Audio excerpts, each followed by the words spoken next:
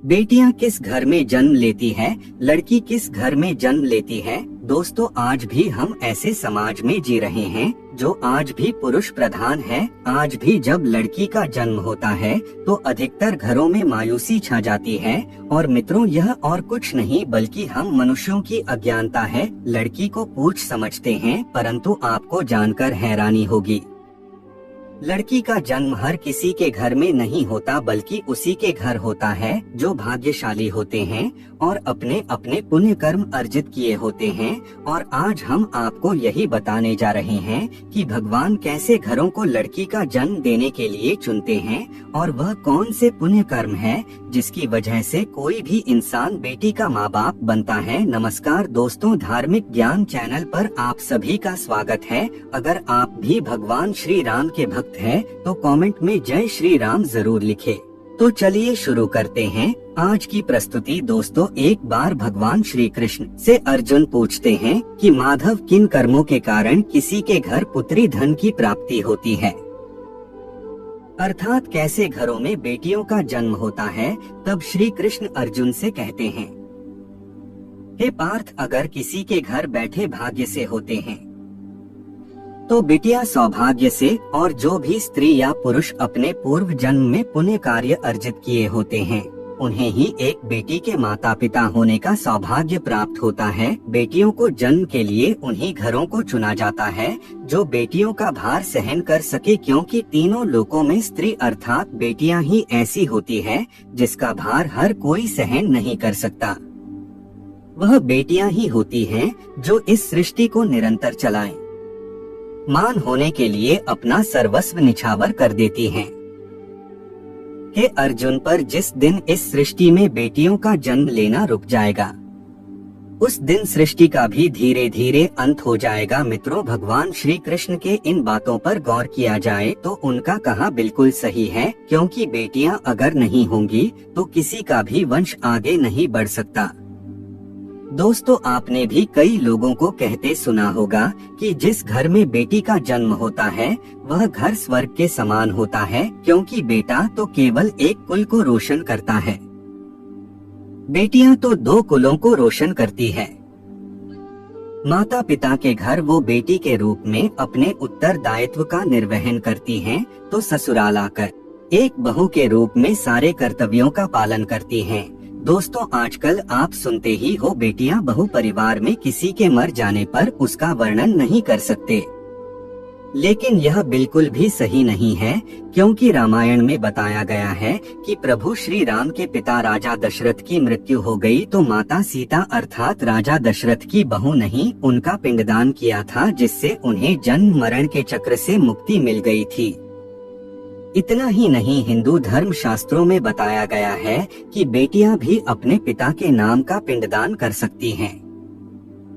वही अगर ससुराल पक्ष में कोई पुरुष नहीं है तो इस स्थिति में बहू भी पिंडदान कर सकती है। इसलिए मित्रों, वह लोग बहुत किस्मत वाले होते हैं जिनकी घर में बेटी जन्म लेती है। वही वह परवल किस्मत के होते हैं जिनके घर एक से ज्यादा बेटियां होती हैं। शायद यही कारण है कि बेटियों को लक्ष्मी कहा गया है। दोस्तों, बहुत से लोगों की सोच यही होती है, बेटी है तो बिना समय गवाएं और इस पर पढ़ाई में पैसे लगाएं, जल्द से जल्द शादी कर दो, लेकिन यह सोच एक बेटी के भविष्य को बर्बाद कर देती है। जरा सोचिए, एक बच्ची के मन में कितने सपने होते हैं, उसे कुछ करना है लेकिन यह सपने सिर्फ सपने ही रह जाते हैं। इसलिए अपनी बेटियों को सपने पूरे करने देना चाहिए, उन्हें जीवन में हर वह खुशी दे जो उन्हें मिलनी चाहिए। एक बेटे से ज्यादा एक बेटी हमेशा अपने माता पिता के लिए सोचती है। माता पिता को प्यार और अपनापन बेटी ही दिखा सकती है। बेटी के जन्म को एक जश्न की तरह मनाना चाहिए। माता पिता को बेटी को हमेशा एहसास दिलाना चाहिए, कितने खास है बेटी है। क्या बेटी माता पिता के लिए बोझ होती क्या? मित्रों, बेटी कभी भी बाप पर बोझ नहीं होती, वह सिर्फ अपनी और अपने परिवार की किस्मत बनाने के लिए जन्म लेती है। एक कथा के अनुसार दो मित्र लंबे समय के बाद एक दूसरे से मिले। एक दोस्त ने दूसरे से उसका हाल पूछा तो जवाब में उसने कहा कि मेरे हाल तो एकदम बढ़िया है, और हो भी क्यों ना मेरे 2 बेटे जो हैं। तभी वह अपने दोस्त से पूछता कि तेरे घर में कितने बच्चे हैं। दोस्त खुशी के साथ बताता है कि मेरे घर में 2 बेटियां हैं। उसका दोस्त भगवान का शुक्रिया अदा करता हुआ कहता है कि मैं धन्य हूँ, मेरे घर बेटियां नहीं। यह सुनकर पिता की आंखों में आंसू आ गए। तभी उसकी बेटी पिता के मित्र से कहती है कि अंकल, भगवान हमेशा भाग्यवान को ही बेटी देते हैं, कभी गरीब को बेटी के रूप में माता लक्ष्मी नहीं देते। भगवान उसी को पुत्री का सुख देते हैं जिसके अंदर पालने की सामर्थ्यता होती है, जो गरीब होकर भी अपनी बेटी को पाल सकता है। एक बार स्वामी विवेकानंद वैष्णो देवी की सीढ़ियां चल रहे थे। बगल से किसान अपनी बेटी को कंधे में बिठाए चढ़ाई चल रहा था।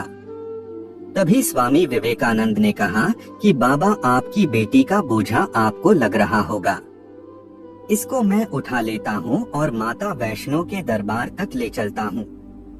सबके सामने स्वामी विवेकानंद से कहा कि बेटी कभी भी बाप के कंधे पर बोझ नहीं होती।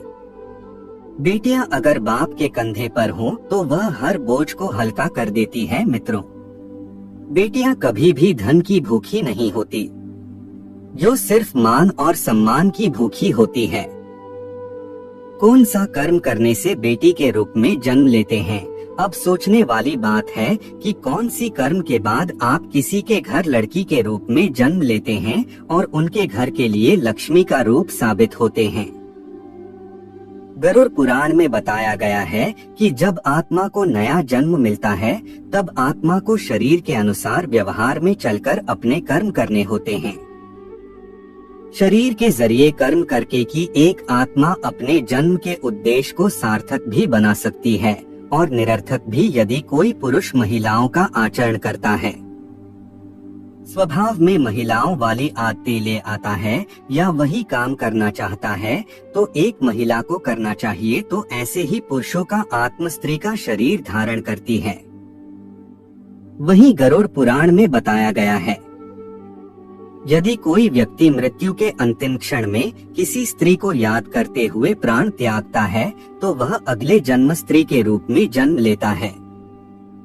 वही अगर वह अंतिम क्षण में परमेश्वर का नाम लेता है तो वह मुक्ति के मार्ग पर अग्रसर हो जाता है। तो दोस्तों, आज के लिए बस इतना ही। उम्मीद करते हैं हमारे द्वारा दी हुई जानकारी आपको पसंद आई होगी। तो मित्रों, अगर आपको ये वीडियो पसंद आई हो तो लाइक और शेयर जरूर कीजिएगा। अगर आपने हमारे चैनल को सब्सक्राइब नहीं किया है तो जरूर कीजिए। और हाँ, वीडियो को अंत तक देखने के लिए आपका बहुत बहुत धन्यवाद।